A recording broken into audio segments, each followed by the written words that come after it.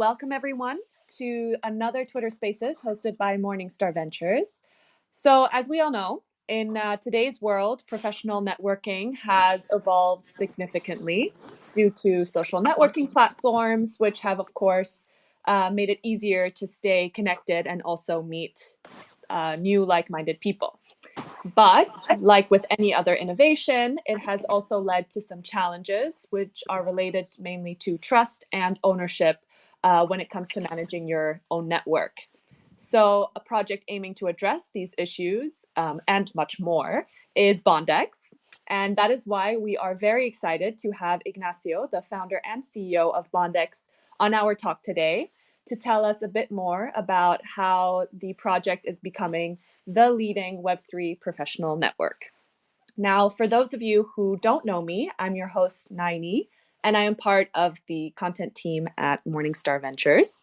And before we get started with an introduction, I'd like to remind everyone that this session is being recorded and will be available on Spotify, Apple Podcasts, and our Morningstar Ventures blog early next week, along with a written summary of the key points from this interview. So make sure to look out for that as well. Lastly, if you do have any questions in the audience for Ignacio specifically about Bondex, feel free to drop them in the comments section or ask your question live at the end of the session. All right, long-winded introduction from me, but I think we should get started as people dial in. Ignacio, as said, it's really great to have you. Welcome once again. If you could tell us a little bit about yourself and give us a quick introduction about also how you got started in crypto. Absolutely. Thank you for having me and for the kind introduction, Nandi. And it's a pleasure to be here. First, thank you to the Morningstar and its team for believing in us as an early stage project. And yes, about myself on the personal side. I grew up in Spain, originally from Madrid, but when I was quite young, moved to the US, completed my studies there, finished them in the UK, where I then started my career in investment banking, focusing on financial institutions. And actually, that's what led me to find crypto. Because I was in an M&A department, buying stocks was very complicated. You had to report to compliance if you bought any stock, and I quite like trading from college. I was always attracted to the financial markets. But then crypto came along early days, 2017, 2016. Well, not the earliest, but and you didn't have to report any compliance because there was no regulation about it. So I bought a little Ethereum and I went down the rabbit hole head first. And I came out of the other side, a builder, fully convinced that this was the alternative financial system that was going to take over the world. Quit my job and joined a Web3 startup. I was quickly humbled by that first deep bear market in 2017, 2018. But the company that I joined was an HR startup company, and we focused especially on talent. In particular, it was meant to be freelance talent. And we pivoted away from the blockchain part due to the bear market, but we had developed an algorithm to match candidates to opportunities and team composition. We sold that company to a staff augmentation firm, and we ended up exiting to that staff augmentation firm, whose biggest client was Bloomberg. And that's when I really learned really how messed up the labor market is, how inefficient it is. There's all these middlemen, all these different platforms, professional networks, headhunters, traditional job portals, all kinds of things, but really just a lot of middlemen that extract too much value for what they provide, and ultimately everyone getting screwed. The employers looking for the talent looking for opportunities, and even the recruiters doing the valuable matchmaking, they were all getting really screwed. Um, and so I realized that Web3 was an amazing opportunity um, in its application to the exchange of talent to disrupt it and disintermediate it. And that's how Bondex got started. Yeah, so you really had firsthand experience and really loved the story of going from a traditional stock trader into the crypto world, and then doing something really with the people in the space. And yeah, I do think it's a very outdated, the recruitment world is a really outdated, middleman driven industry. So it's interesting to see something like Bondex come along. So let's dive a little bit deeper into the inception of Bondex, and can you tell us a little bit more about what you're building there? Absolutely. Well, let me start by saying I've never been a recruiter. And I think that a lot of industries get disrupted when people come into them with no experience in them, because they have the capability of thinking outside of the box. One example that comes off the top of my head would be Airbnb. No hotel execs, were part of that team, Brian Chesky, for example. So they were able to think a disruptive model, right? And so what is Bondex? We started with the original vision of becoming a Web3 LinkedIn killer. The Mhm. idea was to apply Web3 principles and technology to disrupt the way that we exchange talent today between companies and talented and candidates. So we started with a gamified mobile application in which people build their professional identities, like a LinkedIn profile, but it was gamified. You receive points like a premium currency in a video game, and then you could use those points to recommend each other to jobs. And then we opened a job portal, and the job portal was also based on decentralization. So companies post bounties, and then we have recruiters around the world who recommend people to those bounties, and they can earn the bounties directly. This enables everyone to be a recruiter, recruit to earn, democratize those fees, and on the other hand, um, they cut the cost and time to hire for companies. And we've scaled that product and that marketplace to more than 45 clients and $400,000 in current bounties, more than actually 60 candidates placed so far in the year since we've released it, even though the app has been around since 2022. And but just to conclude and to summarize, we've learned a lot in since we've had millions of downloads, 5 million downloads, 2 million completed profiles, 45 clients. We've learned a lot about Web3, the how it's evolved as an industry, and having our own products live in the market. We also learned that, and our thesis is that displacing a LinkedIn or like Farcaster trying to do with Workcast and Twitter is a tall order. The switching costs are very high for people to stop using their Web2 platforms. Even though they exploit your data, you think you're getting a free product, but really your data is the product and you're the product. That you've developed, your own curated algorithms that show you the right content. You have your contact list and your social graphs there. So you're not going to start using something else unless it's 100 times better. And the truth is that Web3 has not cracked it from the decentralized social side. So instead, what we've evolved is not just a Web3 LinkedIn killer, but a social economic network. The future of work is going to become increasingly fractionalized, and it's a great opportunity to blockchain to use one of the best use cases, which is verification and trust. And the way we leverage it is we aggregate, we bridge, and we create a reputation score that acts as a trust layer on top of everything you already use on the internet to have a reputation score that enables you to use the internet, both Web2 and Web3 platforms, with better trust because people have verified their credentials, who they are, what they participate in, what they're interested in.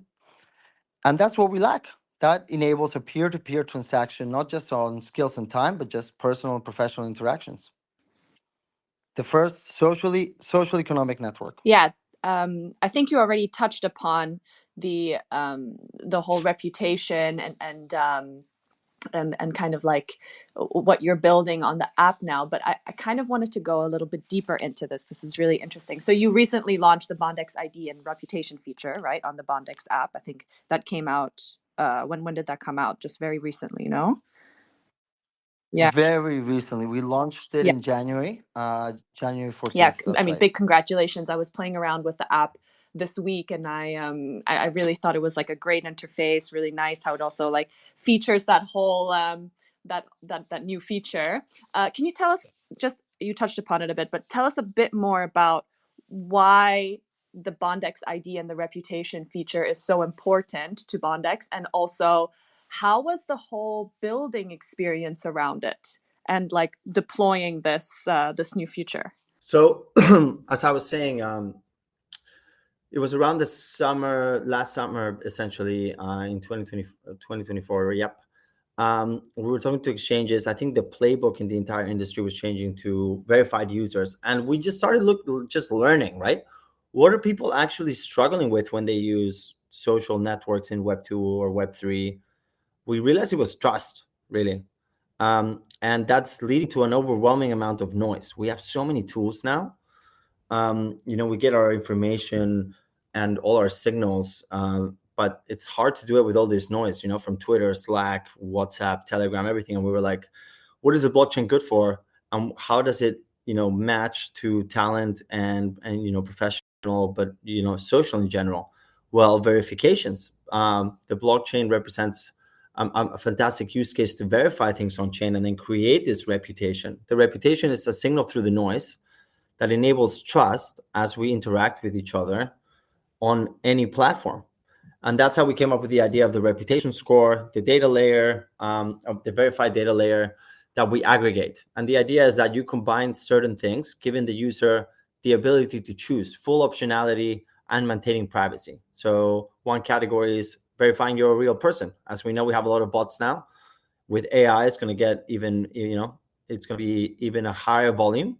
So someone proving they're a real person, whether it's KYC or whether it's because they've already done KYC on an exchange, using Kitcoin Passport, which we've integrated, and WorldCoin, which is coming soon. Another category is professional, so linking your LinkedIn account, not linking it by showing the link to it publicly, but you just enable an attestation. An attestation is a bridge between your Web2 data and an account in which we can see the characteristics of that account. How long have you had it for? How many followers you have, eventually how much engagement, how much time you spend on there. And that will give you certain points of credibility and that end up giving you more points on your reputation score. Then it comes your Web3 data. You put essentially wallet analytics. How much do you transact on a certain chain?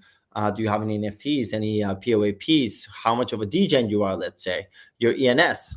And more integrations will come. And finally, your Web2 socials. We've started with Twitter, Farcaster, Telegram. And the idea is, again, by aggregating and connecting all of these accounts, you enable that reputation score. You also can integrate several wallets, and then you can mint your Bondex ID on chains. And what you result, or the end result, is you end up with a profile that is connected through the pipes, has the piping in the background of a reputation score. And then you have it connected to a wallet. So it will enable you to connect to different dApps right now in Base and Solana coming next. And you'll be able to gather or collect, let's say, achievements and badges from the interactions that you create on those dApps. Like, let's say you're going to Phantom, you're a degen trader. Well, you will be a verified trader on Phantom, and that will be part of your profile. And that's a strong signal for people that want to interact with you that you're actually Web3 native, for example. And so, yeah, that's exactly, that's kind of how the whole reputation works and how it's connected. Then the minting on chain is important, but what's coming up next is the profiles, which I'm very excited about. So if I was, for example, to link my Twitter, and I was like a big Twitter influencer, that would then increase my Bondex reputation as well, and say I'm a verified influencer on Twitter because I have X 100,000 followers. Is that how I can understand it? That's right. So we give you certain points. When you connect your API to your Twitter, we can see when your account was created, so the longevity of the account, how many followers you have, and we have different tiers. So let's say that you have more than 10,000, then you're a creator. Let's say that you have 100,000 or 50,000, you're a key opinion leader, and that gives you more and more points of credibility. And then Twitter becomes kind of one of the channels that you're increasing your reputation with. And again, all of this remains private, which is amazing. An attestation is essentially a bridge between Web2 data and then being able to get that Web2 data verified on chain. Right. Okay, very clear. Super cool that you guys are building it. Again, congrats. Very exciting feature. I think it's very much needed. I mean, personally, I have also been written to on LinkedIn by like fake people before, which is just bizarre to me. So having this layer of trust and this, like you say, certified reputation is a very important thing, I think, in the future of the work, like in the future of networking. What about Telegram? Any spam there? Oh yeah, always. All day long. Not all day long, but a lot of spam on Telegram as well. Are you doing anything around that? Yeah, you can also integrate your Telegram, right? So the idea eventually is that instead of trying to change your behaviors, come and use a completely new platform. It's like, no, actually aggregate all the platforms you already use. And that way, when you use them, you'll be able to send your Bondex link on Telegram, for example. And then people will know, okay, this is the real person, because only him can claim a handle to his account. And then I see a Web3 web profile, and I see he's verified on certain things, and I know I can trust him because he's verified those things. Yeah, nice. So going back to the app itself, right? So I saw that you also have quests and streaks and badges and points. Like, how is that different than the reputation score? Like, how can I earn all of these things? So when we started the company, the badges, the streaks, the gamification, the reward system was all internal. It was a way for us to create more engagement, and for us to build more loyalty and habits around using our app. The way that this is going to evolve is that it's not just going to be relevant for our airdrops and our own reward and value redistribution mechanism, but we're going to be integrating other apps and other external tasks. And the idea is going from not just having a job portal with 9 to 5 opportunities, but also fractional opportunities. And that can be as simple as a social task, or it can be a bug bounty if you're a developer, or Q&A an app, which almost anyone can do and give feedback, or moderating something, or a pulse survey if you're an expert in a certain domain subject. The future of work is very fractional, and what we need is an interoperable and portable reputation that then gates the types of opportunities that you have access to, and then you can build that reputation more and more to access more and more interesting economic opportunities. So what we have now is gamification inbuilt to the app. The idea is to make it external and merge it into our existing jobs portal, so you can monetize your time and skills, whether you're looking for a permanent job or something more fractional to just monetize your time and skills. Yeah. So I understand how everything kind of fits together now, but community obviously is a huge part of this as well. What has been the feedback from your community so far with Bondex and all of your features? That is such a big question, because we've been around for a long time. What I would say is that when we started the app, we were rubbing two cents together, right? We really bootstrapped it. I was still working at a private equity job, and I had this idea, and I wanted to have a signal that the idea would work on fundamentals before it became a full-time company. Same as my co-founder, he was finishing his MIT MBA. And we just released a very simplified app in which people got to earn points. In the beginning, they were tokens, but then Apple terms and conditions cracked down on everyone. I don't know if everyone remember that period of time. So we separated into a dual token economy. Now we have points, like a premium currency, like in Roblox, for example, and then we have the token. And there's obviously an exchange between those points and also the on-chain token. And then you get a value distribution from the future revenues of the network. But you need to be an active member and participant of the network in order to enjoy those revenue shares. Otherwise, you just enjoy, the increase of the value of the token. And the feedback has been, very, very good. I think the community is proud to see how the product has evolved over time.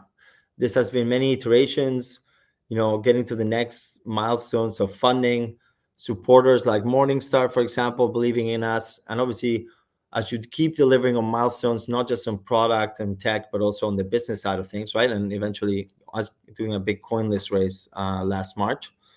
Then you obviously reinvest that into the team and expanding those products and services and creating more and more value and utility for your users. And what we're really focused on is solving real problems. I think some of the issues in the industry is that we've achieved a limited product market fits, right? Store money with Bitcoin, send each other money with stables, and then speculation, right? Whether it's memes and the casino or trading, we have yet to find our email moment. What is a killer use case that will onboard 1 billion people to Web3? I think is the coordination and incentives that crypto can enable. Email in the .com era, it onboarded 1 billion people onto the internet. So we're still missing that moment.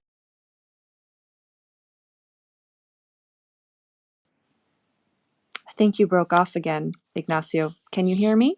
And yeah, I think the community is very excited. We did have to postpone our TG at one time, so people are impatient for us to launch our token. But ultimately, we decided to wait from this summer and do it now in Q1, and that was the right decision. It was advised by our lead exchanges.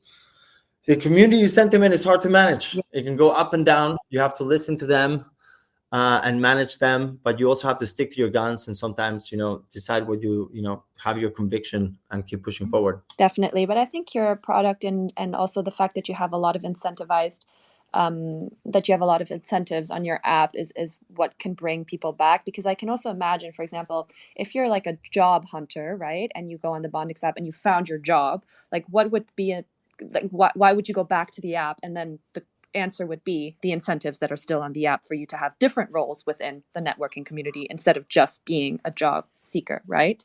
So it's cool that you've kind of made this like loop of networking in that way. I would say the loop is actually different. I think in Web3, people come from the incentives, and that was kind of the playbook for the entire industry, which is very airdrop heavy. But then ultimately, a lot of things didn't have enough utility and value to create actual network effects. Network effects come when you're offering value, real value in the features and products that you produce. Virality is what incentives generate. So incentives bring people in, but to keep them, you need to offer actual utility. I think a lot of projects in Web3 miss that second step. The way we've done it is initially people came from the incentives, and now the real utility and features are coming to life, and that's what brings people back. And then you create that positive flywheel loop that you're talking about between incentives, but also the utility of the platform itself. Yeah. Okay, that makes more sense, actually, the other way around. Speaking of utility, you also have, well, utility and features. You've also implemented an AI matchmaker, which is, amazing that you're tapping into the AI space. Also a bit of a no-brainer, I guess, given the boom that we're in. Walk us a bit through the AI matchmaker and how that's elevated Bondex as well. Yeah, so we created this before the word agent was a thing, but as we saw, essentially as soon as OpenAI came on board, we, through our personal network, Kyle, our head of AI and data, he comes from Consensus. He had been working on an AI startup before, and we realized we need those details, and we realized that we had AI models and LLMs. They're becoming increasingly commoditized, but it's all about who has the data for them to train on. And the special thing about Bondex is that we have a gold mine of data because we mix Web2 data, which is off-chain data, which is essentially your preferences, where you live, your professional history, your career, your location, things that you give. Obviously, you share what you want, along with your on-chain features from your wallet. Imagine if now today, one of the big social networks was able to combine your credit score or, how healthy is your bank account without looking at it, obviously, with your preferences. Obviously, the targeting would be a lot better. But also the key is allowing the users to permission what type of content and data monetization and advertising they will subject themselves to. And obviously, they should be cut into the economic equation. Data is the most valuable commodity in the world right now. And right now, people think they're getting a free product on Web2 platforms, but really they're the product, their data is the product, and they're being screwed out of the economic equation. So that's how we're different, and that's how we're building for really a different world. Amazing. So speaking of a different world, we've talked a lot about the product, a lot about Bondex, which has been great, but I would like to bring it a bit more to a top level. So you mentioned a lot that the future of work is going to be fractionalized, right? And when you built this product, which was back, I think it was in 2021, correct? I think we were like in the midst of COVID or coming out of COVID. It's all a bit blurry that time. So there was, that completely flipped the working culture around, and you saw companies who were embracing. They obviously all went fully remote, but then when we got out of COVID, people were embracing, the gig economy, going hybrid, remote. Some people just like fully digressed and went back to working full time in the office. With the idea of that work is going to be fractionalized, how have you kept up with the changes of work? And how do you think the future of work is going to be? That's an excellent question, and you touched on some very good points there, which is the labor market is constantly changing, and I think the advent of remote working technology, along with COVID, which essentially accelerated a lot of rapid changes, and now there's a little bit of pushback. We're probably going to end up somewhere in between the hybrid work we had before COVID and something after, a little Mhm. bit more flexible for people, right? But also, even the demand and supply of the market changes a lot, right? During COVID and the boom times of crypto, people hired a lot, right? And then in the bear market, people hire less. And now you have the big tech companies firing a lot of people, and AI may be resulting in companies having leaner kind of teams, right? So, what do I think the future of work looks like? I think the future of work looks more fractionalized because we're going to have more time on our hands no matter what. We're going to be more productive with AI tools. Maybe we have 4-day weekends. So what's that going to result in? We're going to be want to monetize our times with the fastest growing part of the labor market, which is the gig economy, and it's super large. I mean, you can think about it, an Uber driver, but really Upwork or a smaller task. But when it comes to Web3, there's you can get really fractionalized, and you can also put smart contracts and escrows on it, and it can be something, again, as a pulse survey. If you're an expert in a domain area and someone's building a product, you giving them feedback is very valuable to them to go to market. I think the future of work looks like a lot more startups, leaner Mhm. teams, and ultimately people monetizing their time and skills in a more fractional way. The issue that we have is that everything in Web2 is built in silos. Your social graph in LinkedIn or Twitter or Telegram, they're all completely segregated from each other normally.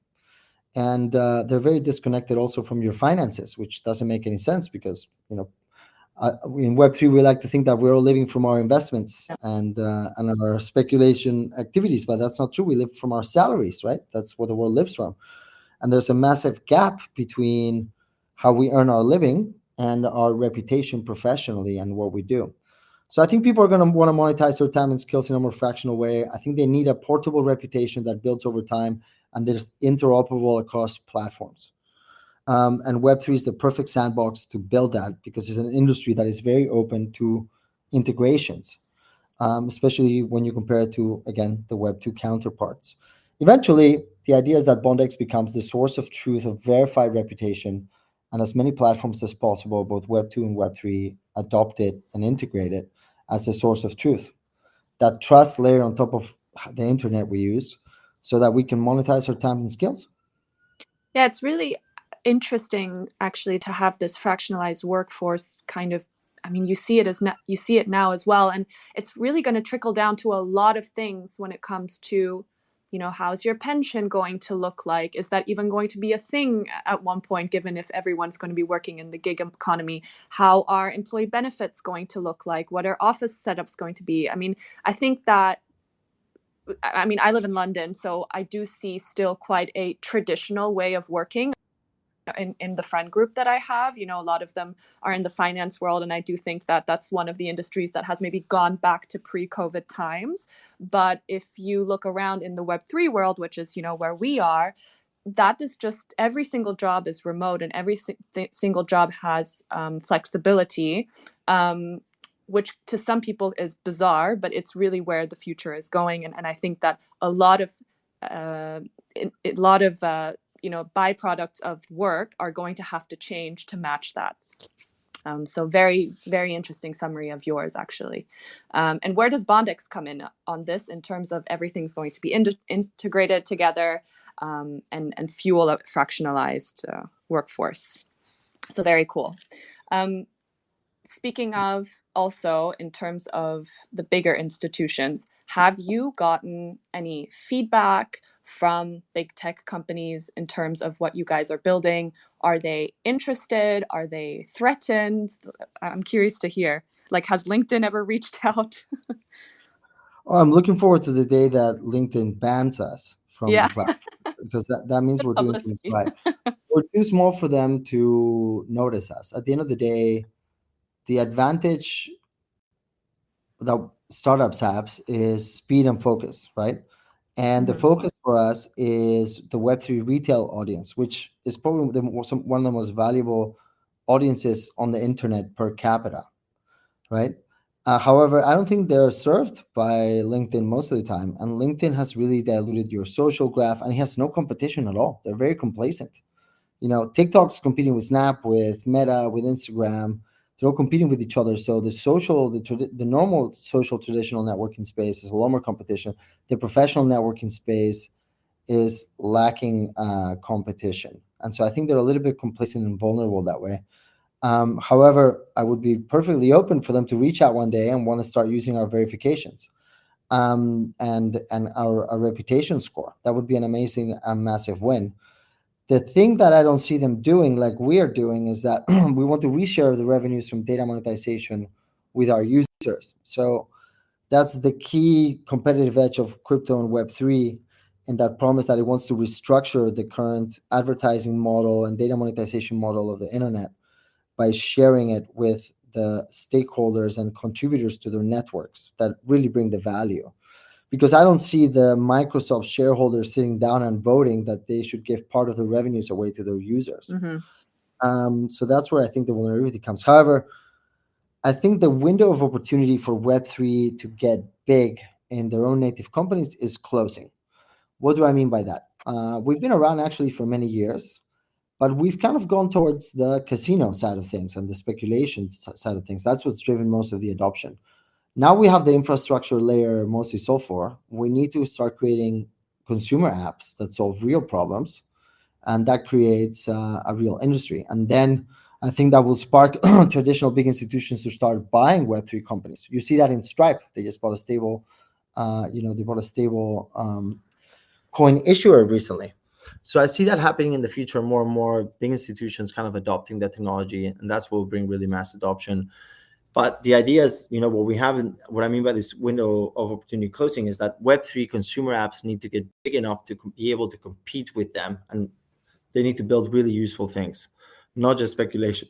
Focus on fundamentals, problem solution sets. All right. I mean, I think we've gone through a lot of topics already. So, and I'm looking at the time, and we're almost at the end of it. But before we close, and I want to talk to you a tiny bit about the TGE before we end. But before we do that, so I wanted to know, as a founder, you obviously have. Oh, sorry, we also have a question, so we'll get to that as later. As a founder, you've obviously probably gone through a lot, and we're always asking what 3 tips you would give to future current founders if they're building something in Web3. My top 3 tips. I think the best quote about entrepreneurship is from Sean Parker, which Mark Anderson quotes all the time, which is being a founder is getting punched in the face repeatedly until you start liking the taste of your own blood. And I think that's very accurate. The highs are very high, the lows are very low. So you're gonna have a very high threshold of pain and also be delusionally confident in your vision to keep pushing forward, right? While you adapt, however you need to, which is a hard balance. But specifically to Web3, I think there's a lot of challenges very specific to founders in Web3 because it is, everyone in traditional venture and kind of building startups, they say focus, focus, focus. But in Web3, there's a lot of trends and narratives that are very fast. For example, tap games, right? The flavor of the month. Now it's meme games. Now it's AI. It is very tempting and distracting to try to chase the flavor of the month, and then you distract your team from the main thing, and you only have a certain amount of limited resources. However, if you're able to catch one of those narratives, you also drive a lot of value and attention that then you should try to suck into the main product. So my advice would be your main team and your core product and vision needs to stay the same with a core team that only focuses on that. But what we've done at Bondex is now we have a little special ops team that identifies trends and tries to release products rapidly and services and features that tie into those narratives, but they need to also tie into the vision of Bondex. So that's a little bit tricky. So, trying to be basically ruthlessly focusing Web3 is hard. So my number 1 tip is, have a little bit of flexibility to chase narratives because it's a hyper liquid and connected market. So you cannot afford the luxury of ruthless focus like traditional venture. So that's number one. Number two is mental health, taking care of yourself. Sometimes, the culture of, you have to obviously work super, super hard. But if you wake up early and you work out, and by the time you're like at 8 or 9 in the office, you've already put a workout in and you're healthy and you take care of your nutrition and some meditation and sleep hygiene, you're actually doing the right thing for your company. So that's number two, is taking care of your time. And then is depending on the stages of the business, right? You cannot do this from the beginning, but appreciating your own time. So there's no way you're good at everything as a founder. You're going to have 3 or 4 maybe superpowers at the most. And as the company grows and you have more funding and you can hire a team, hire the best team possible, especially the execs. And you need to offload and be able to delegate and teach. And you should be teaching most of the time, because your time becomes really valuable. If you're doing too much, you're not able to look ahead and craft the strategy and vision of the company going forward. So when you go from post Series A to scale up, you need to be able to buy your own time and focus on the things that you have superpowers on, instead of trying to do everything at once, like you do when it's an early stage. So just to summarize the three, flexibility when building in Web3. Number two, mental health and through fitness and anything else that you can do to prioritize, a little bit of me time. And then number three is, as I mentioned, sorry, what was number three? To appreciate your own time. And to try to delegate the things that you can. Yeah. You did my job for me. I was going to summarize them, but you did it beautifully. I think you also mentioned one, the taste of your own blood. That was the bonus one at the beginning. So I liked that one too. I'd written that down. But yeah, it's the beautiful 80-20 rule, right? Focus 80% or maybe a little bit more on your core business, and then use the rest of your 20% to play around a little and chase the trends. It's how you stay relevant.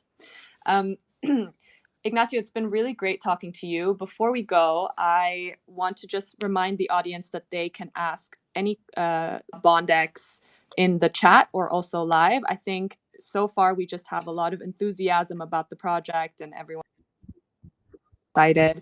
I see also a couple of MSVGG members. So welcome, guys. Great to have you. Let's go a little bit into the TGE. So you mentioned it at the beginning. Give us a bit of alpha. What can we expect? How can we get involved? Yes. So our TGE, our token generation event and listing, will be either at the end of this month or in the first half of March. It'll be, we have a dual strategy. So it'll be on some of the premier tech, like centralized exchanges that Asia, and working on some US ones as well. And then we're going to have a very strong DEX, strategy as well, which will be hybrid between EVM and Solana. Solana is also one of our backers, and we're going to be having some of our supply as an SPL token.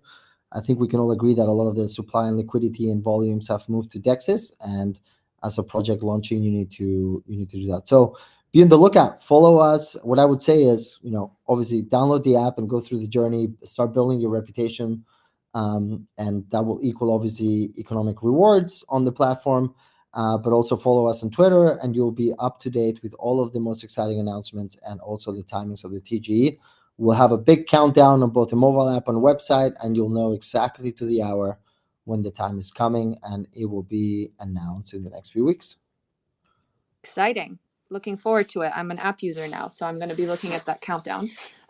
Anything else we can expect? Any updates? Any new features? Any more community initiatives? Absolutely. So yesterday, actually, Base just retweeted us because the Bondex reputation and attestations are built on them. They're going to be available in Solana by March, because we're helping them build their attestation service there as well. But the big feature that's coming at the end of next week is Bondex profiles. So right now, the Bondex reputation is sort of the infrastructure. It's foundational. It's the foundation to enable on-chain attestations and verifications, but we need a face to it. And it's going to be very Web 2 in its user experience, UI, UX. And what you're going to be able to do is, after you get certified and reach trusted level and you can mint your ID, you're going to claim a handle, and you're going to be able to send your LinkedIn profile, sorry, your Bondex profile, like you would your LinkedIn link or a link tree, but much cooler, built for Web3 by Web3. And we need all of you here to start using it so we can start competing with them and using something that is Web3 native, that does the same job but better. Something that is verified, something that is true, a real signal through the noise. And that's coming very shortly. And then a little secret project that we have going on is a digital business card native to Telegram. And that's going to be coming out later after the TGE. But I think everyone who's Web3 likes to go to meetups and conferences, they're really going to like this tool. It's going to bridge in real life networking with your digital networking. Very cool. Lots of good alpha there. I hope you guys all made note of that. Ignacio, we're at the end of our interview. It's been really great to have you on board, and also thank you everyone who dialed in and listened. We host sessions like this almost every 2 weeks where we interview founders. Sometimes we also have roundtables where we have multiple people talking about a bigger topic within Web3. Remember, guys, to check out the recording on Spotify, Apple Podcasts, and also our blog, as well as the summary early next week. And I wish you guys all a great rest of your day and hope to have you guys on the next interview. Thank you, Ignacio. No, thank you for having me. And once again, thank you for everyone that tuned in and listened, obviously. But also, I just want to thank Morningstar for believing in us. Not all VCs are built equal, and it's great to have the right partners. A last piece of advice for any founder or any builder, who you take money from is important, and Morningstar is a true partner and value-adding partner to having your token table and your cap table. So thank you, Morningstar, for all the support, guidance, and mentorship throughout this journey as a founder. Thank you. Thank you. It's a pleasure. All right. Thank you, guys. Have a great day.